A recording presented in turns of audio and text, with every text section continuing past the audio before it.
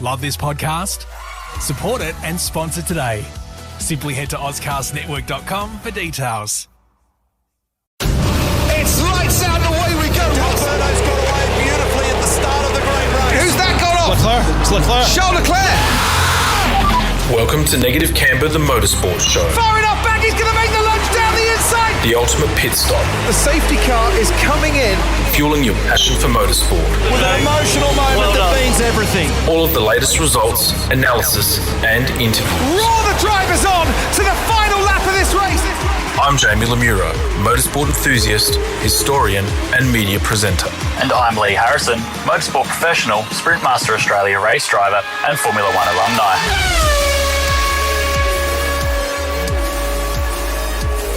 Hello everyone and welcome to another instalment of Negative Camber, the motorsport show. I'm your host Jamie Lemura, and across the desk from me I have none other than my co-driver in this caper of ours, Mr. Lee Harrison.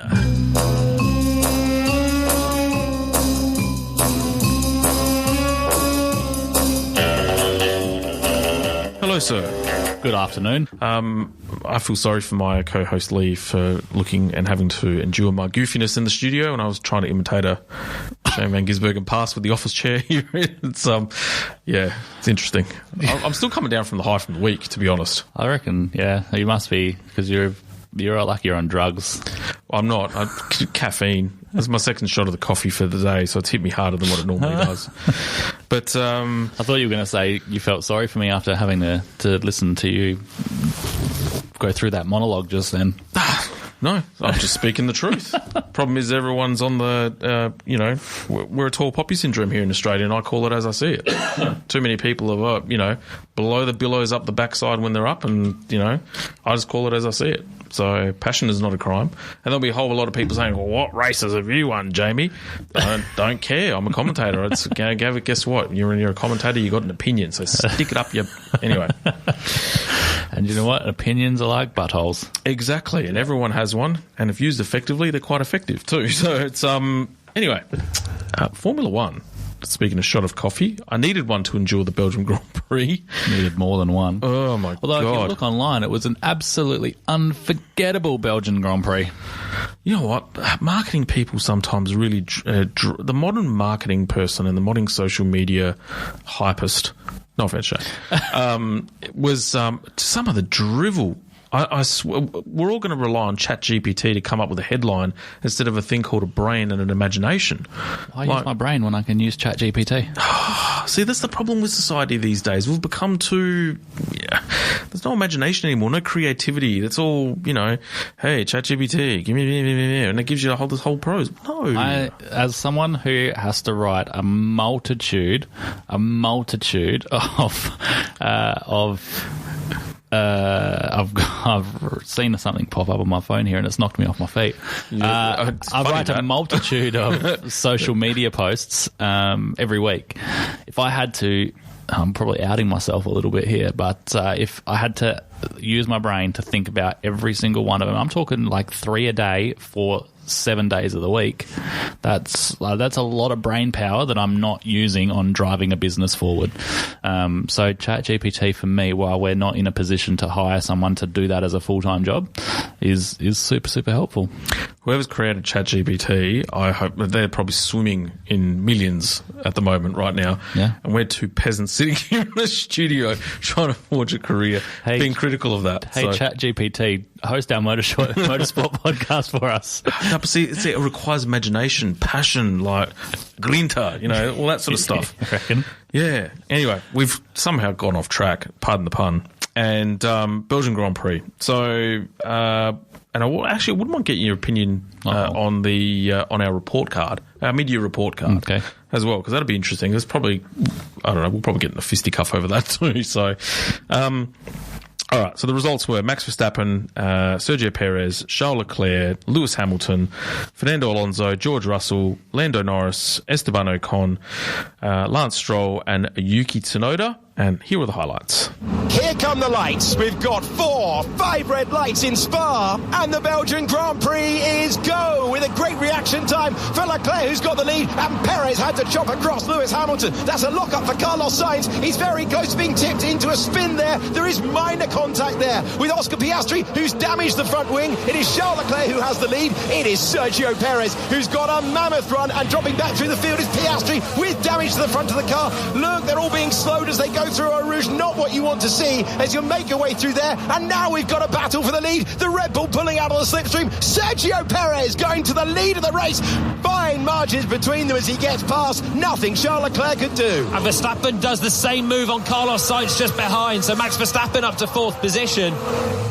It's a little bit brave, I think, from Piastri coming in on the inside here with Sainz. He's just pinched between the Mercedes and the McLaren. Sainz locks up, and Piastri doesn't want to be sticking a nose in here. I don't know what he was doing. I was there and just turned in like I didn't exist. Not there enough, I don't think. Sticking a nose in on the inside is, you're always liable for that sort of position. And Carlos didn't have another opportunity not to do that, really. He had Hamilton on his outside.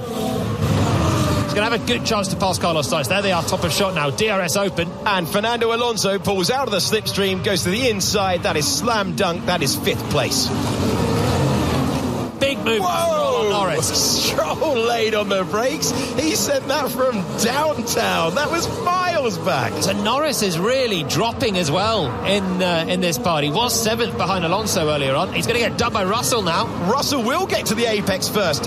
Lando Norris, 2nd in the last 2 Grand Prix, has found himself on the back foot all weekend long. Norris goes up to 10th. But Alex Albon in a straight line. It is preposterous, that Williams. It's 12 miles an hour or 20 kilometres per hour faster than anything else. And now further back, Aston Martin versus Mercedes, Stroll versus Russell. We've got loads of moves here. Yuki Tsunoda's going around the outside of Carlos Sainz, and Stroll's going to hang on to the place, but he goes deep. Will Russell be able to come back? He's soaring away, but there's no way through, and the Aston Martin is still 9th.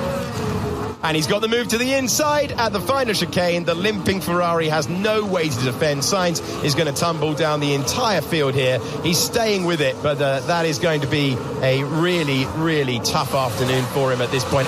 Lando Norris pits then from 11th place, and here goes Max. Verstappen to the inside of Lewis Hamilton, who tried to close the door, but that Red Bull is rapid in the hands of the driver, chasing 8 Grand Prix wins in a row today, and that move will go a long way to securing it. And Hamilton, in theory, could have defended the inside there, but there's just no point. He'll fall further away from Leclerc. In the next corner, he'll be a sitting duck for the Red Bull again.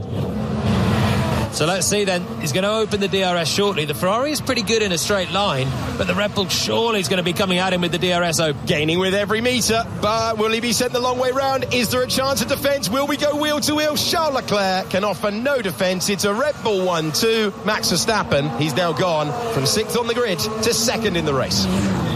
We want to see if Albon can get past Yuki Tsunoda, because we're looking further back out of the points, but in the points I can tell you it's 0.3 of a second between Albon in 11th and Tsunoda. And here's the move, here's the chance, and there's the pass, and that could be for P6 in the Grand Prix later on, as Ocon making his way by. He's in 12th, and there's the move for Daniel Ricciardo getting past his old teammate at turn 5. Hulkenberg's going to have a run at Alonso. These two had a bit of a fight yesterday, and Hulkenberg is not in the same race really as Alonso. Hasn't pitted yet. It'll be much slower now, but it's going to frustrate Fernando. Around the outside goes Yuki Tsunoda for one of his best moments of the entire season. Albon's got a rocket ship on his hands, but Tsunoda had the drive, had the DRS, and he retakes the position that he lost through the pit stop sequence. The man who started in 6th position. Last year, he won here from 14th on the grid. 6th today, looking to take the lead on lap 17. We ride through Raidillon Corner. We're getting closer to the back of his teammate with every metre that we run. Now we're going to get DRS, and there will be nothing that Perez can do. Max Verstappen takes the lead of the Belgian Grand Prix. Easy as you like. First place in the race on lap 17 for the driver who started in 6th. Russell's finally going to clear Lance Stroll as he Stroll defends the inside, Russell to the outside. Stroll doesn't want to give it up. Oh, that was close. As the Mercedes sweeps by and Russell does clear the Aston Martin. And this rain will last for around 10 minutes. Umbrellas are up on the Kemmel Straight. That's a long way from Stavelot. This is the longest lap of the year. Here's a chance for the overtake. Stroll in 7th, Gasly in 8th. No longer. The driver who was 3rd yesterday moves up to 7th in the Grand Prix, but still yet to come in and make his stop. We're on board with Max Verstappen. The rain is coming down. Are we about to see a big moment as he goes through? And that's how easy it is for your Grand Prix to end. Norris versus Sargent. The McLaren straight line speed is absolutely appalling compared to the Williams. He's going to have to get around the outside. Can he find his way by? Sargent tries to close the door, but Norris to the inside of 9. And even though it's raining out there, he will comfortably make his way through. It's been coming down for a while now. They're waiting for it to stop, and George Russell comes in. Are they going to go for inters, or are they going to go for a new set of slicks? It's going to be slicks. It's going to be the soft tyre. So they're all just trying to make their way through the rain. Everyone is on the same page at the moment. It's Yuki Tsunoda up against his old teammate. These two got along famously when they were part of the AlphaTauri setup, but it is Pierre Gasly being passed by the Japanese driver, who is having a superb run and is up to 6th. Fastest lap for Max Verstappen. He just ticks the last box remaining, having taken the fastest time in qualifying. Is there a chance to put a wheel down there? That would be brave if Gasly tries it. Albon, fair, gives him the room. They're still side by side, and Gasly will surely take the place if he can get on the power earlier, and he does so. Tidy move, Pierre Gasly. Ocon had a good run. Whoa, he's feeling really brave. What a move that is from Esteban Ocon. That is absolutely outstanding. He just pressed fast forward. That is extremely clever car placement for the Frenchman, Esteban Ocon, with his best overtake of the year so far. This is a review of Esteban Ocon taking the place away from his good friend Lance Stroll. They get on very well outside of the racetrack.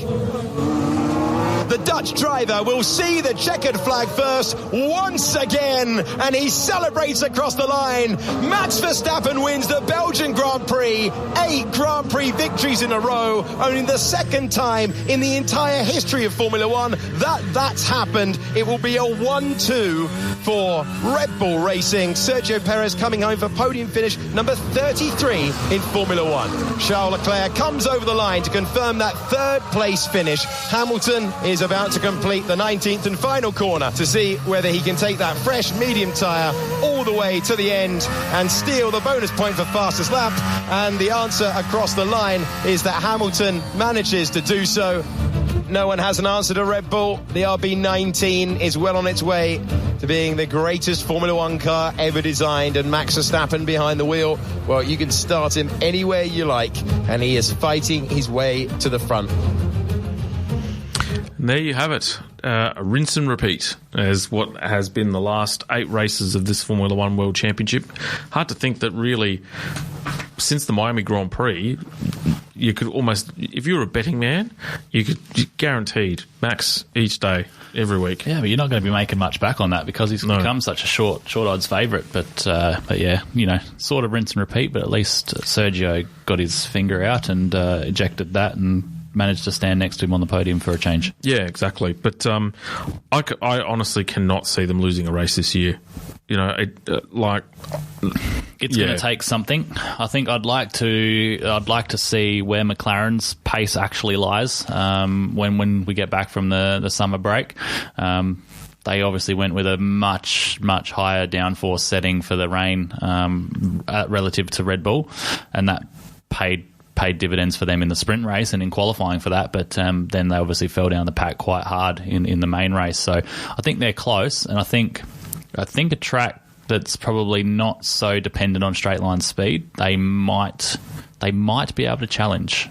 Yeah, I was initially critical of Oscar when I first saw the first lap, and then watched it again, and yeah, it probably wasn't Carlos's best moment, and that takes a lot for me to admit that. But if I put myself in Oscar's shoes, and I probably would have done exactly the same thing. Like, there was the room was there. Oh, there was more than enough room. Yeah, like I've said to many people, Carlos stepped on himself, and he was in a crash either way. He was either crashing into the back of Hamilton Hamilton? Yep. Crashing into the back of Hamilton, or he was chopping Oscar. Oscar was there, and he was there for a long time. So, yeah, I think if Carlos had got his breaking point right, he wouldn't have done that. And I even think that it was in reaction. He lost his breaking point in reaction to seeing Oscar come alongside him in the mirrors, and then it was all about trying to cover that, and that's why he locked up as well. So, yeah, definitely not a fine moment for your boy over there. No, it wasn't. But that outside of that, I suppose on the Ferrari front, before we go back to McLaren, more encouragement. But I mean, they've put the queue in the rack, and you may as well just start developing for next year's car and try and come up with a concept that's going to be different. Yeah. At least they looked like the second fastest car. Like, they seem to have a little bit of a hold on the tyre deg situation, which is surprising considering the lack of testing that they actually got to do. Like P1 and P3 or P2, whatever they call it now, were all in wet, so they never actually got to drive on the slicks until the sprint race, where they had to gather all their data and make a decision on their race strategies. So for Ferrari to actually not mince its tyres up, and like Leclerc was quite open in saying that he was just managing the pace to Hamilton behind him, and he was very comfortable doing so. So that shows that maybe Ferrari have turned a corner. They've been probably one of the worst cars when it comes to tyre deg over the last year and a half since coming to this ground effect car. So maybe for the last couple of races at least, they've been looking after their tyre a little bit better. They might have finally stumbled on a bit of a trick here. Yeah, when they had at the beginning of last year, obviously F175 was a great car. They had that minor tweak in terms of the floor, and what this is car SF23 was meant to address didn't actually address it, and so the first quarter of the year they were chasing porpoising again. So they had to increase the ride height of the car, and of course that's obviously gone against them in terms of tyre wear and that type of thing as well. Yeah. So the front wing and the revised floor and the side pod redesign that they introduced starting from about the Spanish Grand Prix has slowly started to eradicate all of that. The damage has been done. I think thankfully they've actually shown some reliability this year from the engine front, but then how much have they actually, because over one lap the car's superb. Yeah. If it was like an out-and-out qualifying, which means they've got enough in the bank to wind the engine up and let it rip.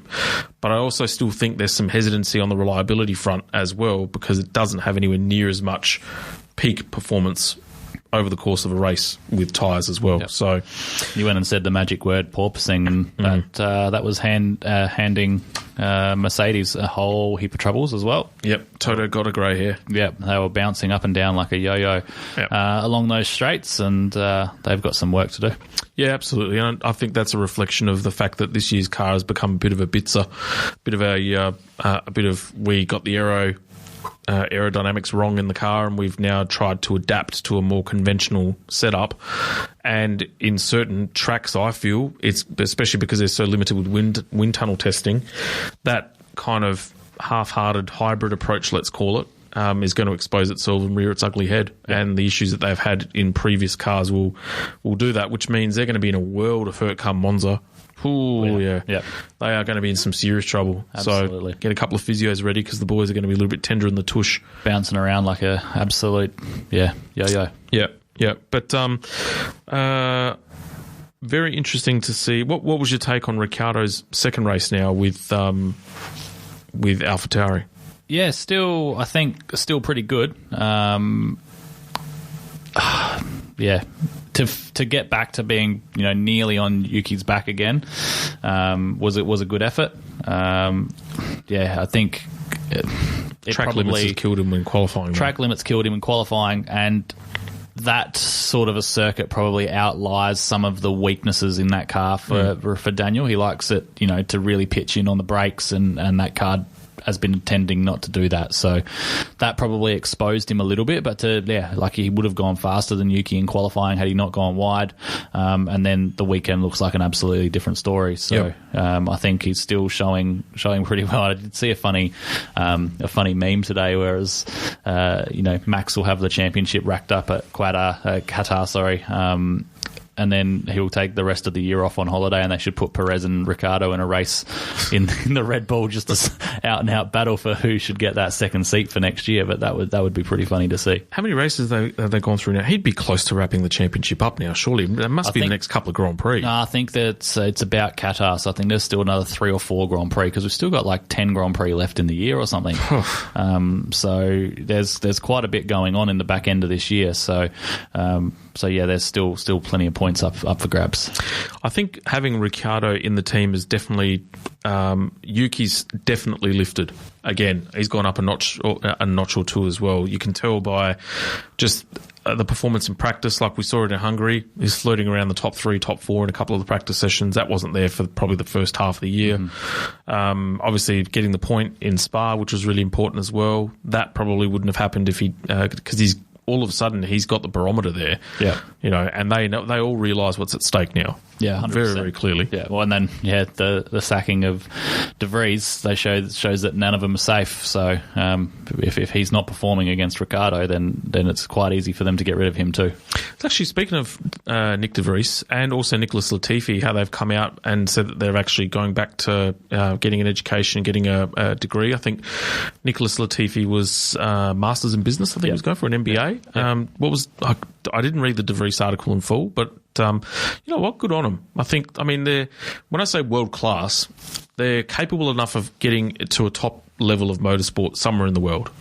So the fact that they've actually now decided that they're going to take a little bit of a sabbatical and focus on their education, whatever that looks like, I think is a credit to them to actually take that stopgap year, give them a chance to actually fall in love with the sport again, and then come back into a category that is, because both they're not going to make it into F1 again. I think De Vries will. I think De Vries will be back. Where would you see him though? He's not going to come back. Plenty of options. They could be Williams, Haas, back in Mercedes. There's plenty of options, plenty of options there for him. Yeah, maybe Audi. Yeah. Although Sainz is apparently, depending on what publication you read, let's call it a prenup. Signed a deal in principle. Yeah. But the team actually goes ahead.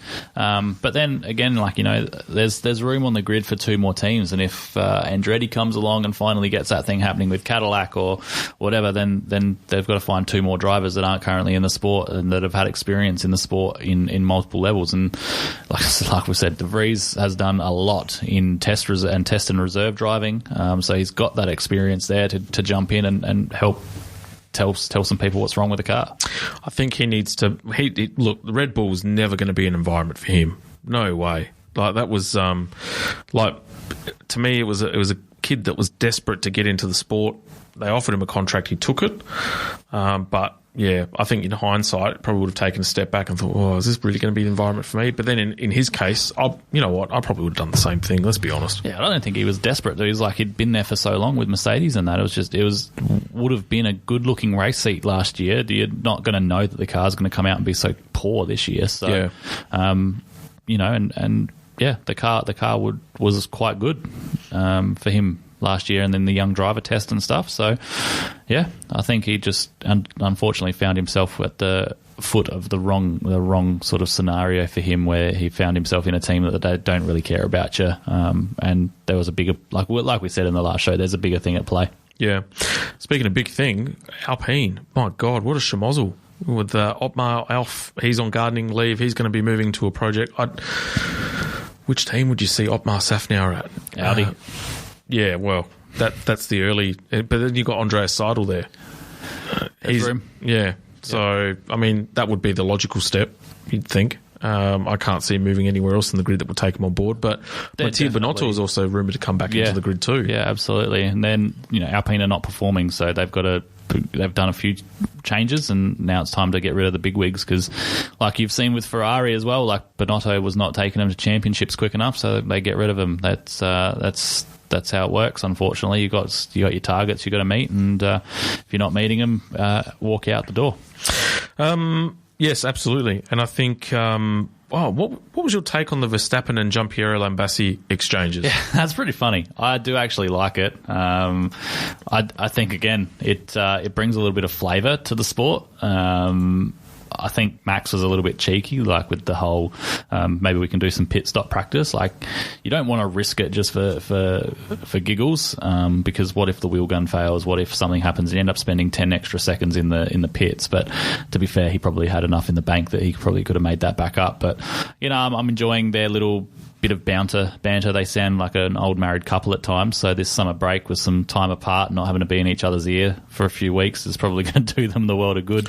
I get the feeling Lambiase, especially this year, has almost reached the end of his tether with Max in some cases.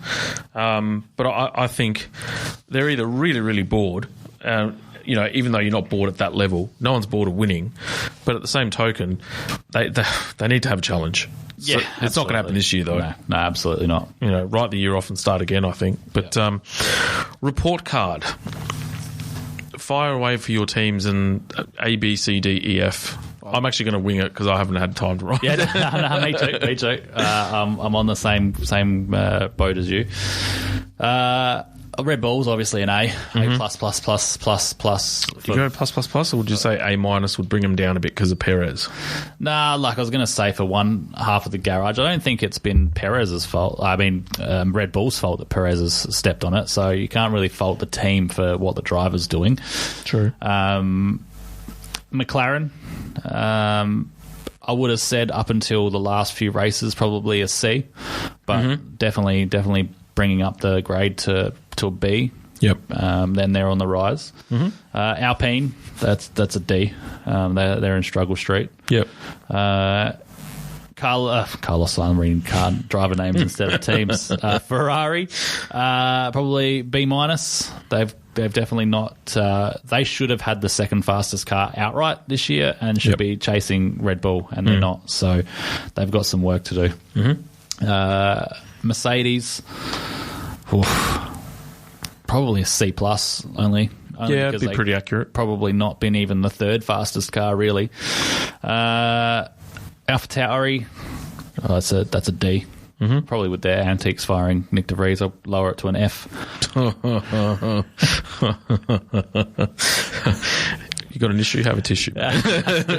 Aston Martin, B plus. I'm going to roll that down to a B. Actually, I would have said B plus, even to an A, up until they started struggling around the Silverstone era time. But yeah, probably B. Williams, I'm going to give them a B plus because they are well improved from last year. Yep. Alfa Romeo, I haven't heard much about them, so it's C minus. C minus for them. 3.5 out of 10. Williams, we've done. I reckon that's about it. Yeah. Red Bull, I'll go. Look, for the car, A plus, like dream car. Mercedes, I'll say a C. I'll say C. Nothing more than that. Aston Martin, I probably would have given them an A minus if it wasn't for, say, the last two races where they've sort of generally faded away. So I'd probably go B plus. Ferrari, B. Geez, I'd say a B minus. I think taking that step backwards this year, but they have addressed some of their issues. So yeah, McLaren, I concur. That would have been a C. Alpine, I reckon a C. They've been in unlucky in some cases this year. That's also, I mean, Melbourne, for example, double points finish. That was ripped away from them. Hungary, ripped away from them. That may have been a double points finish. So there's been times this year where they've been dead unlucky. But then, Ocon's performance at Monaco was great. Williams, I'd say a B. I think their rate of improvement this year has been fantastic. Haas, I'd say C. Alfa Romeo, I'd say maybe a B minus. They've actually shown some pretty good pace this year. I mean, they're in. You can tell they're a team in a state of flux where they're just getting through, they're just getting by, ready for Audi when that happens in a couple of years. So, I wouldn't expect big things from them in the next sort of 12 to 24 months, but there's been times when they've shown some pretty good pace. And then AlphaTauri, I'd say a D. to be honest. You know, irrespective of what happened with your mate Nick. Who cares? No, but look, the car's just not good enough. No, and that's been a massive fall from grace. And then you hear rumours of the fact that they're actually getting access to next year's Red Bull car, which I thought wasn't allowed. No, I think they, it's something to do with the way that you align yourself with the team. If you become like a sister team, you can have a lot more parts and stuff like that. So, yeah, they're hopefully, maybe, you never know, they might actually come out of the gate swinging next year. Fingers crossed. We'll see what happens. But that is a wrap for Formula One. Dutch Grand Prix on, what, next week? Yep. Yeah, the 25th to 27th, I think. No surprise who's going to win there. Chalk it in. Max. Next. Yeah, exactly right. Exactly right. That was a review of the Dutch Grand Prix, ladies and gentlemen. You know what's coming up next? I do. The Pecco Show. Well, it was looking like the Pecco Show up until the final lap. Yep. What a cracking race. MotoGP. How good was it to have MotoGP back? It's amazing what happens when you take out all the downforce, short braking distances, and actually add in, you know, braking and no downforce. And tyres that actually degrade. Fancy that, Shane. Amazing. Fancy that. Tyres degrade. Amazing. Oh, dear. And that's the thing. That's the thing I love about MotoGP is that, you know, to take that sort of slight little jab at SVG and those that whinge about supercars, those guys are still actually going hard, but they're balancing tyre. The tyre actually degrades over the race, but they're also riding really hard where they can still do overtakes and all that sort of stuff. That's the sort of balance that you'd like to see in supercar land, I think, is what really the intrinsic message behind all of that. Yeah, but touching on what you said earlier about, you know, lap time and stuff, you look at Moto3, it's arguably one of the most exciting categories to watch in world motorsport.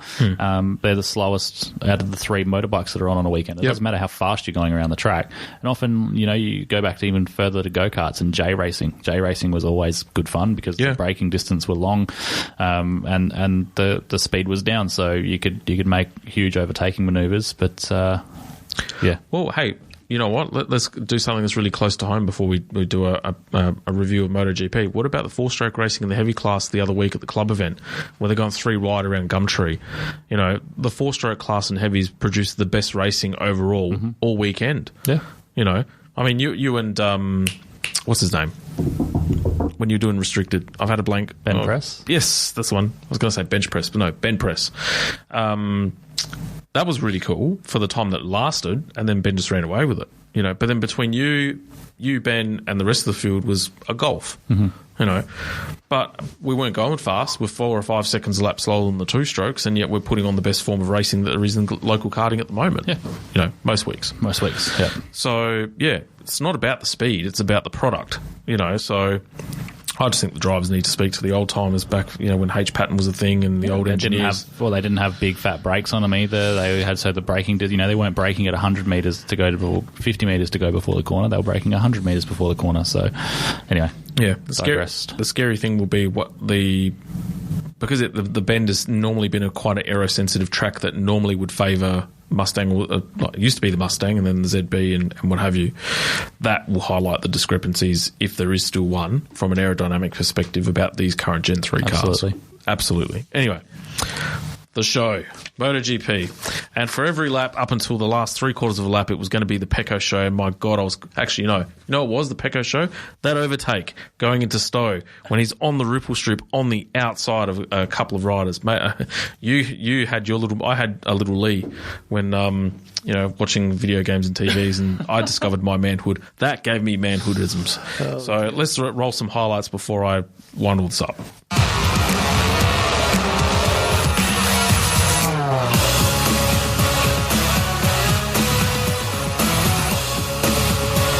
It's lights out and we are racing here in Silverstone.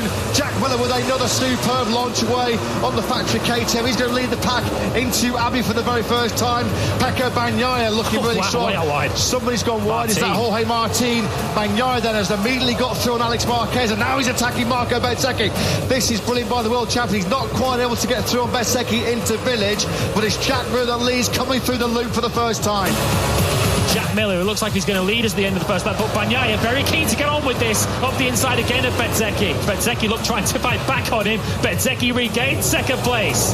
Yeah, nicely done that by Bezzecchi. That's going into Brooklands. He got a good drive then, didn't he? More points going back in the hands of the man we're looking forward to right now. That's so close. Power sliding, aren't they, through Woodcote for the first time. Bagnaia then now back into second place. Miller will not know all the drama that's unfolding behind him as Bagnaia and Bezzecchi jousted out. And now Bagnaia with the drive out of Copse into Maggis and Beckett. Bagnaia at the front just as he was here 1 year ago. Miller really struggling to stop that KTM into Village Corner. He's going to put himself under so much pressure from Marquez, from the two Aprilias. Here's Aleix Espargaro and Vinales. Miller sent straight off into Copse Corner. That happened to him at Stowe in the sprint yesterday, didn't it? Miller now way outside the top 10. 14th place. Here we go then. This is Bagnaia and Alex Marquez. Contact on that first lap. That was a big scare. That's what checked Alex Marquez up.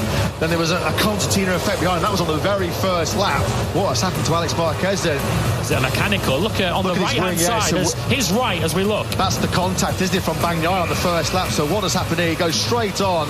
Front wing was broken, but that's not what stopped him. You saw him playing with the gear lever. It's not external. There's nothing loose falling off. It's internal. It looks like it's not selecting gears. So there will not be a dream double then for Alex Marquez. Bezzecchi! He's down. He's gone down. Marco Bezzecchi, well, he made that mistake, didn't he? Running under and hot in the brakes on a couple of laps ago. And this is a gift in terms of the championship, isn't it, for Pecco Bagnaia? Marco Bezzecchi then was in second place, building the pressure, keeping the pressure on world champion Bagnaia. But this time around, he doesn't keep his sunny side up into Stowe. Turn number 15 does for Bezzecchi, and that's a massive blow for his championship. He was never stopping that, was it? He stayed committed, tried to keep the lead angle, but the front tyre just couldn't hang in there. Down he goes. The sparks fly. Marco Bezzecchi's third crash of the weekend then. Oliveira's found his groove here, hasn't he? Here he is there, just to have his picture again on the 88 bike. Vinales now closes in on Binder ahead of him. It's KTM versus Aprilia. Binder at the moment hanging on desperately for that final place on the podium. There's quite a big gap, nearly 2 seconds. Here comes Vinales then. Yeah, he's gone for it into the low gear, one of the slowest corners around Silverstone, into the Village Corner. And Oliveira, through he goes, gets through then, up into 5th place. He started in 16th spot, quite brilliantly. Aleix Espargaro 12th to 2nd. Vinales 8th to 3rd, just he did in the sprint yesterday. Oliveira, I guess even better for him. He's up 11 places now, 16th to 5th. As you say, 8 laps to go, as you say. You would have to buck it down now for the riders to come in and change, but it's 2 flags there, as you saw. The white flag with the red cross, which means it's raining. White flag on its own means riders are allowed to swap bikes. Lap 14 of 20 over the line. The gap between Bagnaia, Espargaro, Vinales and Binder was under half a second. Yeah, they're back into 202s now. Vinales is going to go through on Aleix Espargaro. Might he take 2 into 1 here? He's very, very close to the back of Pecco Bagnaia. Don't take each other off, boys, because Aprilia have got a real opportunity here. Aleix Espargaro back up the inside again into second place, but they're keeping in touch with Bagnaia, but it's the battle of the Aprilias for second at the moment. There are a lot of rain spots now hitting our commentary box window. And see how much he closes through Woodcote. He's right on the rear tyre now, Bagnaia. If he can have a good third sector here, get cleanly through Magnus Beckes and Chapel, he might be able to attack. He's going to attack before then. Here he goes then, Aleix Espargaro trying to make it a fairy tale victory here at Silverstone for the factory Aprilia team. He makes it through in the high speed change of the direction through Maggis and Beckett. The finish line is right on the exit of Club Corner. Bagnaia very close to track limits. Can he get through? Down they come into turn number 16 through Vale. Aleix Espargaro then surely on course now for what will be a brilliant British Grand Prix victory for the factory Aprilia team. Aleix Espargaro wins an absolute classic Silverstone MotoGP race. Aleix Espargaro is your race winner. He took it on the last lap, left it late, better late than never though. Aleix Espargaro wins for the first time in 2023. It is just his second Grand Prix victory in his 310th long Grand Prix career. What a race that was. Brilliant stuff by Aleix Espargaro. He's your race winner here at Silverstone.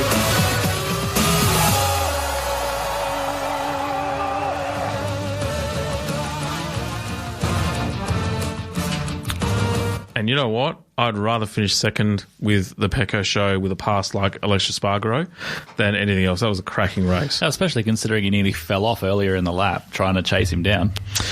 He did not. What do you think his name is? Matteo Bezzecchi? Come on, man. Jeez, he did not. My notes here say that he almost crashed earlier on in the lap. Wasn't even close. Wasn't even close. Come on, man. But not Bagnaia.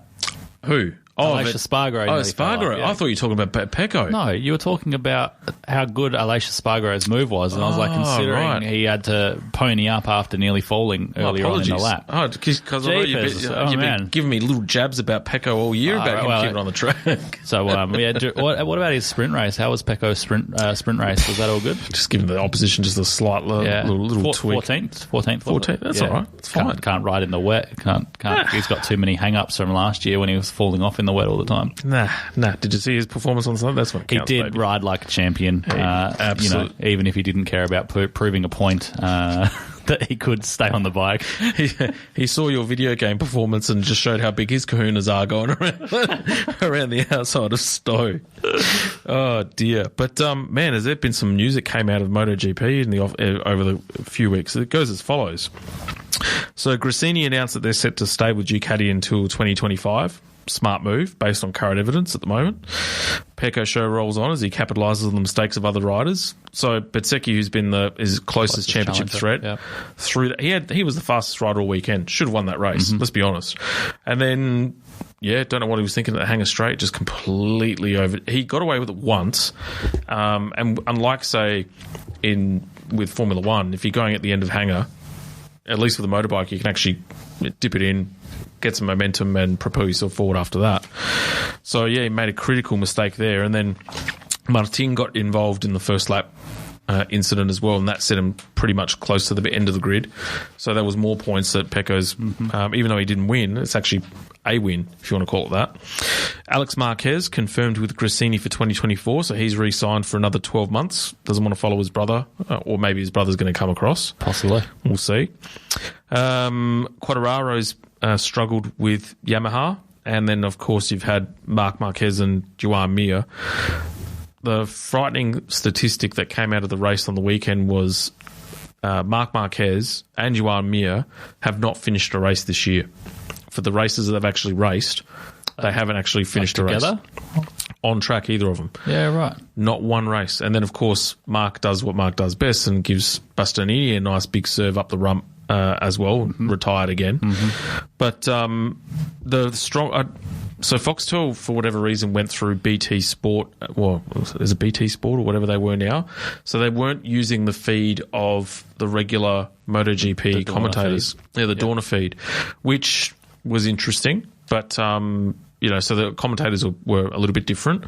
But the overriding consensus is that Marc Marquez had a very different demeanour, which wasn't Marc Marquez-like from Silverstone, which would lead them to believe that he's actually either moving away from Honda or he's actually sticking with them, and they've actually found something over the course of this new bike that they're looking to develop for next year. I don't think it's that, but he's that close to falling off one more time and not being able to ride again, then I think he's got to pull his finger out and actually stay on the bike. And so I think he did say something like, I'm not going to push unless I feel comfortable on the bike. And he was knocking on the door of the top 10 in that race before that unfortunate incident that you spoke about. But yeah, maybe some time off from that last injury has really let him have a think about what he wants to be doing and whether he wants to be riding a motorbike next year or not. Well, if Honda keeps serving up a cardboard box like that, and let's face it, it's about as good handling as it is at the moment. Between them and Yamaha, they're both probably serving up KFC fried chicken boxes. Actually, that sounds quite appealing, I've got to say. But especially the Zinger Crisp Bowl, very nice. But yeah, and then of course Zarco's in talks with Honda. Why would you want to leave Pramac to go to Honda? I'll tell you why. $dollar bills, y'all. Yeah, and then of course Alex Rins is then confirmed to Yamaha because Frankie Morbidelli's has said that he's leaving as well. So Rins has said, "Hey, I'm jumping ship. I'm getting out of the Honda bandwagon. I'm going to Yamaha." Well, you're kind of out of the fire and into the flame. Into the flame, exactly. Yeah. So, that was generally the takeaway. But look, very promising if you're in the Pecco train. Actually, in celebration, I did have a can of Pecco juice, which was fantastic. Fantastic. Well, I'm glad that you got that into you, and lots happening in MotoGP world, that's for sure. Yeah, well, I mean, the next race coming up is next week, I believe. So that will be. Look, you can almost guarantee that. I can't recall. Actually, no. My point I was about to raise was this. It's very, very clear that the riders of Marc Marquez and Fabio Quartararo have now either been really exposed for their lack of development and input into a bike, or there's clear disconnect between Yamaha and its riders and what they're designing and what the riders are actually inputting to their engineers and backwards. And vice versa with Honda as well. Because it's been a gradual decline, but with Marquez, a lot of it was just riding by the seat of his pants. Yeah, but Marquez, they were successful for so long. At least with the Quartararo thing, he sort of came across and inherited a bike that was good. Yep. And so you can see the decline has been quite quick. So whether it's staff technical changes in the back end of Honda or whatever it is, it's not the gradual decline has not been as good, not been as quick. Sorry. So yeah, it's hard to say. It's hard to say what the real struggles are there. I guess we're going to find out if they come out with a better bike for next year for both those manufacturers. But I don't see it happening. Yeah. Well, I mean, Mir was interviewed by DAZN, which is the Spanish TV channel over in Europe, and they had a good interview with him, probably went for about 20 minutes. And he actually had a really good, long, hard think over the off-season during the mid-season break because his wife gave birth to their first child. And it prompted him to think, well, with what I've got, shall I continue to do this? And his thoughts were, well, yeah, I do. Or I actually want to bring Honda back. Between him, I mean, Marquez has always been haphazard, let's be honest. Gifted rider, but he's always been on the edge. But Joan Mir has generally been somewhat more reliable. Yep. And for him to be binning the bike as often as he does, it tells you what sort of bucket of bolts that they're having to contend with at the moment. I'd have no pleasure rocking up to a race med each week riding that. It's just a hard bike to ride. Joan Mir was not that accident prone when he was at Suzuki. Nah, no way. Yeah, it's obviously a hard bike to ride, or it's just a slow bike, and then they're having to ride so hard to drag any sort of semblance of a lap time away from it. But it's been a long time since you wouldn't put Honda and Yamaha in the top two manufacturers for MotoGP, and now they're not even sort of fourth or fifth. So we're both Japanese. Yeah, exactly right, and they're getting outdone by the Europeans and the Austrians. Yeah, it's funny that ever since Audi bought into Ducati, things have started to change. Whereas before when they were solo by themselves, they were what Yamaha and Honda are right now. Yep. Oh, they ebbed and flowed. Ducati definitely had their moments, like Casey Stoner was on there and he won a couple championships. So they definitely had moments. Max Biaggi was always fast on the Ducatis. Now they're just being they're dominating. Kind of more like a Honda than a Yamaha. Yamaha was there for a few years with Rossi, and then Honda was there for a few years with Marquez. But yeah, now it's just Ducati's turn. Swings and roundabouts. Yeah. Some of the technical gizmos that they've got, those for like little tricks, like the onboard of what's his name, Maverick Vinales, when the helmet cam and he's flicking the switch for the bike for the Aprilia to squat, so it sits lower going in a straight line. Just awesome. But that's stuff that you don't see them do. Yep. Like you just sit there and they're just gripped in like this, but they're flicking switches and doing all sorts of stuff. Yeah, so like the visor cams are such a good outcome for motorsport, because you get to see so many of those things. Like you think of all the things that you see on a Formula One steering wheel, all the buttons and dials and what they're pressing and when they're pressing them and what those things do as well. So you haven't really got to see much of that until they started doing visor cam with Lando Norris and Charles Leclerc and all that sort of stuff. So so many gizmos on a MotoGP bike, like with their launch assist and all the rest of it as well. Those things are not just average bikes, they are rocket ships. Yeah, best form of motorsport going around. And I actually think a lot of these other motorsport categories should just sit down and actually look at what's been a winning formula. Oh, it comes back to, like I said earlier, like just longer braking distances. That's my one gripe with Formula One, is that everything's so about going fast and achieving optimal lap time. That doesn't necessarily make for good racing. cool, we can lap Spa and whatever, we're lapping 1 minute 47 or whatever.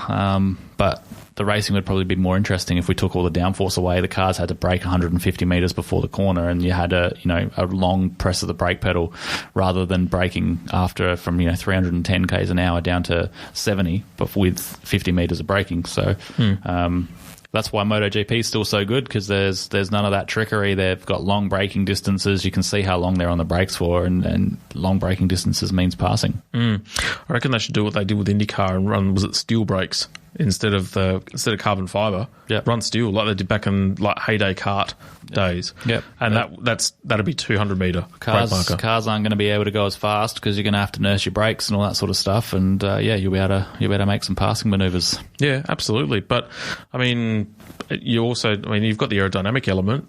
The cars are sitting a lot closer, but it's still, you take away DRS and what happens? Yeah, but if you take away a lot of the downforce on the cars, all the funny wings that are making the air go in all sorts of different directions, it's more about disturbing the air that comes off the car than pushing the car into the ground these days. So if you take away all those little bits and pieces of trickery, cars will be able to follow a lot closer. Yeah. I'm still trying to understand the design concept that they went down for this new Formula One car with all the wheel arch covers, like the little winglets that sit over the edges of the tyres and stuff, and they didn't have to have a massive front end wing and massive rear wing. I mean, they've gone back to an aerodynamic philosophy from the early 80s, and look at the early 80s cars and how they were going. I mean, it's still so cool to watch. I stumbled onto a 1986 qualifying run of Ayrton Senna at Adelaide in the Lotus, 1500 horsepower, 6-speed gearbox, turbo motor, and this thing was dancing. Yep. And it was so cool to watch. Yep. Like just a driver actually driving. Yeah. It's hard to take so many of the philosophies away from them, though. Like, you can't just go and say, nope, it's got to be, the wing's got to be one plane, that's it. Like, you can't have all those little bits of trickery. The teams will kick up a stink because it's become more about Formula One being the innovation sport rather than being the pinnacle of motorsport or the pinnacle of racing.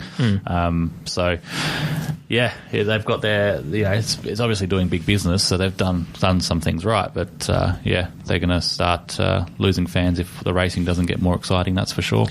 Well, I mean, they just need a challenger to challenge Max and get the best out of Max, or return to 2021 Max, and that will all of a sudden put more bums on seats, get the popcorn and choc tops out, and all of a sudden, I didn't care. I couldn't give a hoot which driver it is. No, it'd have to be Lewis. Someone, please, stand up. Or a team, stand up, challenge Red Bull. Come on.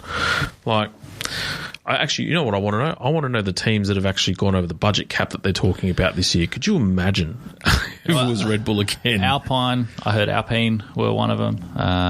How's that gone for them? Yeah, exactly right. I thought McLaren was another one, possibly. That wouldn't surprise me. And maybe it's AlphaTauri is the third one. Again? AlphaTauri didn't go. Oh, no, I was Aston Martin, it was Williams and Red Bull last year. Yes. Yep. Okay. So, yeah, it's they just need to increase that budget cap too, so that people like Williams that have got money and investment and stuff can build a car and come in, and they all need to get their happy high pants off and let more teams come and join the sport too, so that there's more cars on the grid and more racing. I still can't understand. I mean, they're earning that much money right now that they can't welcome more teams on the grid, which will add more exposure. Yeah, I don't get it. Sponsorship deals will become more lucrative. They'll be worth more money. It'll bring other investment into the sport. Yeah. No. Look, they're so precious over their little slice of the pie. Yes, indeed. Absolutely. You got anything that grinds your gears? Yep. Do tell. You're throwing this on me. I don't know why you don't. Don't worry about the theme music. There's 5 minutes left to go. Come on. That grinds your gears. There you go. All right. Okay. Theme's done. What grinds your gears? The price of petrol. Oh. Like, it went up to some crazy, like $2.50 the other day. Like, that was an absolute joke. I was like driving around on fumes because I was waiting for it to come back down. I didn't do a fuel run for work because we were waiting for it to come back down because it was just absolutely horrendous. I thought you were conservatively driving your little turbo Volkswagen out there. No, I am, but still drinking the juice. Still drinks the juice, yeah. It's probably all the popping it does. It's using all that unburnt fuel when you fire it up every year. That's exactly right. No, it's you got to put premium in it, so it's. You got to take your time. It's another 20 cents a litre straight away, putting premium in these days. So, You know what this means? You need to go VTEC. No, I don't, definitely. I think you should. I'll race I don't have any of those problems. You've got your little VTEC here. I'll race you on the way home. I work from home, so my car my car's mileage these days, Monday to Friday, is the school run, and that's about it. That's exactly right. Mine does. Grand Marquez. 25 kilometres each way every day of the week. So, yeah, no, my little Volkswagen will leave your VTEC in its wake. No, of course, there's no turbo on it. That's fine. Imagine putting a turbo on it. Different story. Exactly right. Reigning TCR champion. It's not Volkswagen. Amazing. Honda Civic Type R. VTEC. Greatest engineering marvel in the last 30 years in terms of automotive. And on that note, while you rip up your piece of paper because you've done for the fortnight, actually, we've got Sebastian Eskandari-Morandi coming up. We do have. That's on Wednesday. We'll be recording that. So we'll be chatting with Sebastian Eskandari-Morandi, who is a little Australian driver over racing with the factory Tony Kart team. Actually, that'd be a really cool story. I'd like to see how he managed to get that opportunity. Yeah. Yeah, he's the first Australian to drive with them since James Courtney. So, yeah, a little bit of history there for him. Yeah, and then shortly after that, we'll be catching up with Courtney Steer from Jam Motorsport as well. Yeah, looking forward to that one. Yeah, she'll be good. Courtney's good fun. We're off. We're done. Hopefully you all enjoyed another instalment of Negative Camber. Watch out for the podcast coming back onto the show, onto our channels over the next few days. Don't forget to jump onto the website, www.negativecamber.co. Have a good squeeze around. Feel like subscribing. Be part of the club. See some content that we have. Have some VIP access, whatever that looks like. Find out the news before anyone else. That's what happens when you join the club. We definitely have some exciting news coming over the next couple of weeks. Yes, absolutely. And some exciting stuff coming on in terms of some potential clothing. Mm-hmm. You can absolutely not have my logo anymore staring at you. You can have the Negative Camber logo staring at you as well. Exactly. But and before, any businesses or any partners that want to come on board and be a partner of the show and share the journey of growth and prosperity for yourselves, we feel that we've got the vehicle to do that for you. So by all means, hit us up on and send us an email with an inquiry at podcast@negativecamber.co. And that'll be it. We're done. See you all in a couple of weeks' time. Good night.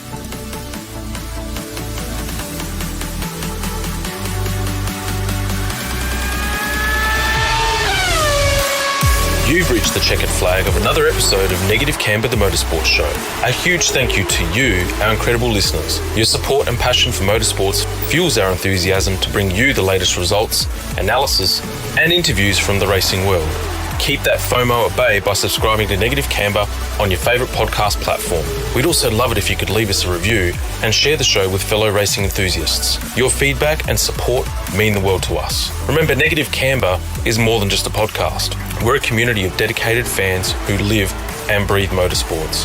Follow us on socials, join us on our website, negativecamber.co, and be sure to subscribe to the Negative Camber Club for access to exclusive content, episode previews, and special deals from our amazing partners. A huge thank you goes out to our podium partners and our incredible sponsors. Your partnership allows us to continue bringing you this show and dive deeper into the world of motorsports. If your business adds value to the motorsport community, get in touch with us to become a Negative Camber partner. So until next time, stay fueled with passion, embrace the Negative Camber, and keep chasing those podium finishes.